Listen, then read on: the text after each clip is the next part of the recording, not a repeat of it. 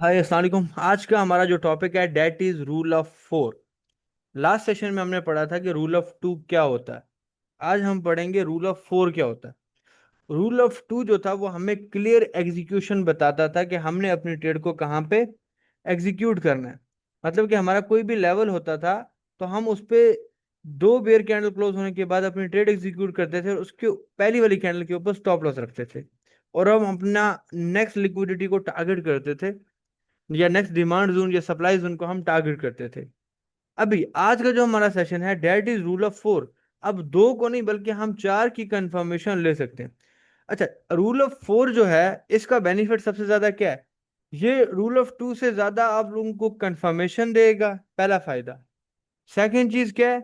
अगर आपको कोई मार्केट बहुत ज्यादा मोमेंटम में मिल जाती है, बहुत ज्यादा मोमेंटम का मतलब यह है कि तेज भागती हुई मार्केट मिलती है, तो रूल ऑफ फोर आप अपने लोवेस्ट टाइम फ्रेम पे भी लगा सकते हो। मतलब कि आप लोगों को बताया गया कि आप 15 मिनट का लेवल देके 5 मिनट पे ट्रेड एग्जीक्यूट करो।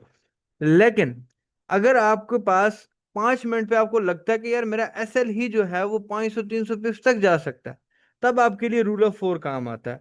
सबसे ज्यादा आप लोगों को उस टाइम पर ये बेनिफिट पहुंचाता है। ये असल में चार कैंडल स्टिक स्ट्रक्चर से बनता है। मतलब कि हमारे पास टोटल चार कैंडल्स बनेगी लाइक दिस।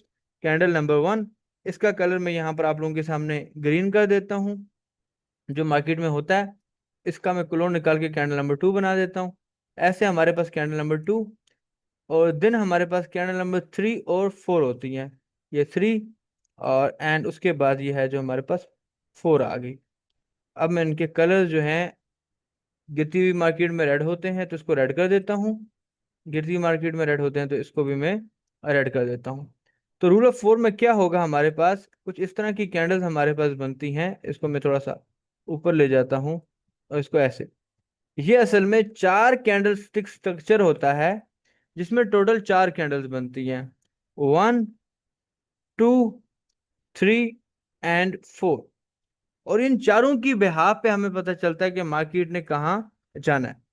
अब इसके रूल लिखना, आप लोग अपनी डायरीज पास रखी होंगी आप लोगों ने, तो रूल लिखना।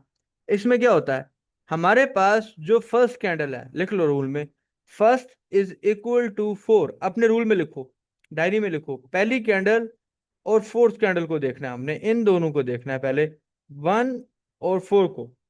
अब इसमें क्या है, आप लोगों की जो फोर्थ नंबर की कैंडल है, मतलब कि सेकंड रेड कैंडल, ये जब भी बनेगी ये हमेशा फर्स्ट वाली कैंडल से बड़ी होनी चाहिए इन वॉल्यूम। उससे क्या होगा कि ये कैंडल अपनी बॉडी के हिसाब से बड़ी होनी चाहिए फर्स्ट वाली कैंडल से, पहला रूल।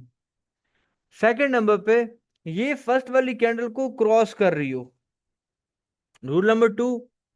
ये फर्स्ट वाली कैंडल को क्रॉस कर रही हो। रूल नंबर फोर, वन, ये पहली वाली कैंडल से बड़ी होनी चाहिए इन बॉडी। अब क्रॉस इन विक नहीं, क्रॉस इन बॉडी करनी चाहिए। अगर विक इसके बीच में, बॉडी विक आने के बाद बॉडी इसके बीच में क्लोज हो जाती है, तब भी वो रूल ऑफ फोर नहीं होगा। तो आप लोगों ने क्या करना है, आप लोगों ने चार कैंडल्स को देखना है कि आपकी की लेवल पे चार कैंडल बनी है, और उसके बाद आप लोगों के पास पहली जो कैंडल बनी है उसका आप लोगों ने लो मार्क कर देना है। और उसके बाद आप लोग उसको काउंट कर सकते हो ये कितने पिप्स की कैंडल है। लेट्स सपोज ये कैंडल 10 पिप्स की है, तो आप लोगों की जो फोर वाली है ये कम से कम 15 20 30 उतने पिप्स की होनी चाहिए। और हमेशा आप लोगों का जो एस एल है वो कैंडल नंबर थ्री पे होगा। टू से हमें लेना देना ही नहीं होता, बट होनी चाहिए।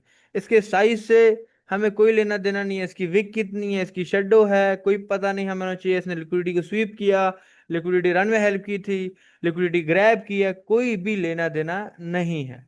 Got it?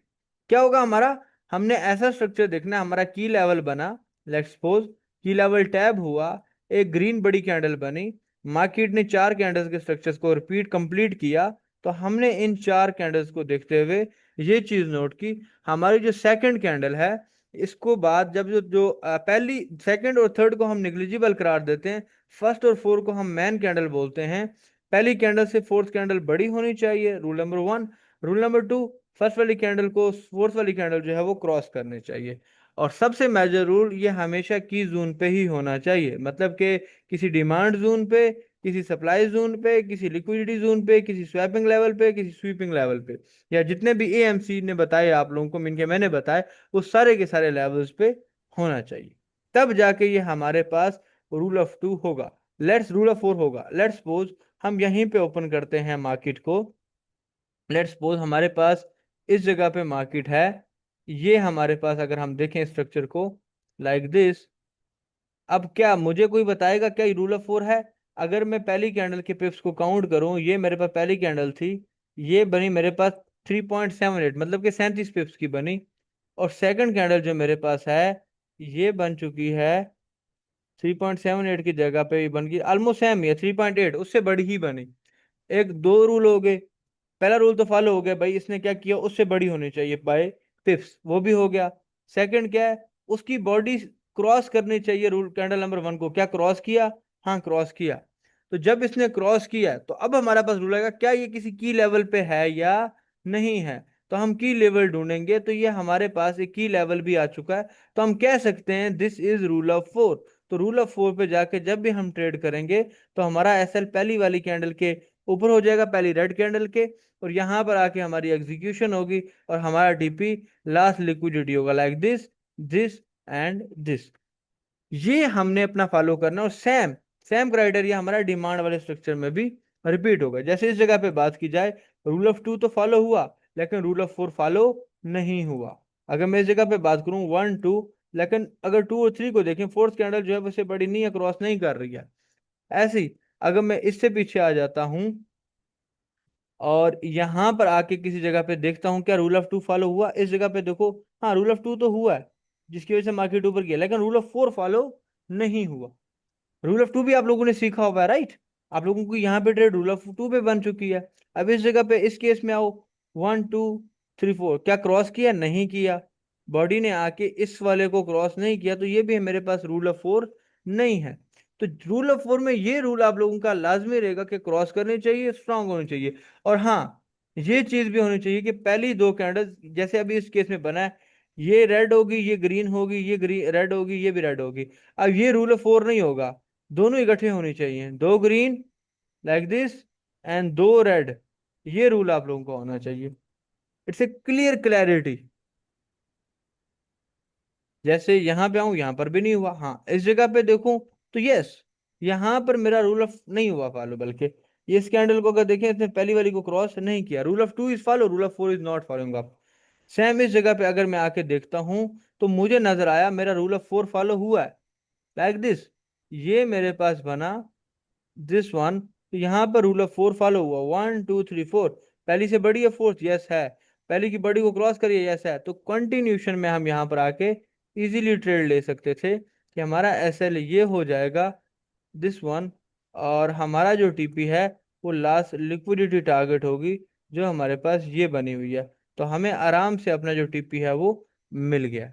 तो अभी के लिए हमारे पास रूल ऑफ टू और रूल ऑफ फोर जो है, इट्स टोटली सिंपल, और ये आप लोगों को वो क्लैरिटी देता है। मैं गारंटेड बोलता हूँ इस बात पे कि जितने भी टेक्निकल कॉन्सेप्ट्स हैं, उसमें ये क्लैरेंस या एक्यूरेसी नहीं है कि आपने एग्जीक्यूशन कहाँ करनी है, एसएल और टीपी कहाँ लगाना है, ये क्लैरिटी नहीं दी गई। कैंडल हाई कैंडल लो, ये क्लैरिटी है, लेकिन ऐसी कोई क्लैरिटी नहीं है कहां पर एग्जीक्यूशन करूंगी, कब पता चलेगा ये लेवल वैलिड है या नहीं। तो ये लेवल वैलिड आप लोगों को तब ही पता चलेगा जब आप लोगों का रूल ऑफ टू और रूल ऑफ फोर जो है वो फॉलो हो रहा होगा। तो आप लोग सिंपली रूल ऑफ टू और रूल ऑफ फोर पे फॉलो कर सकते हैं।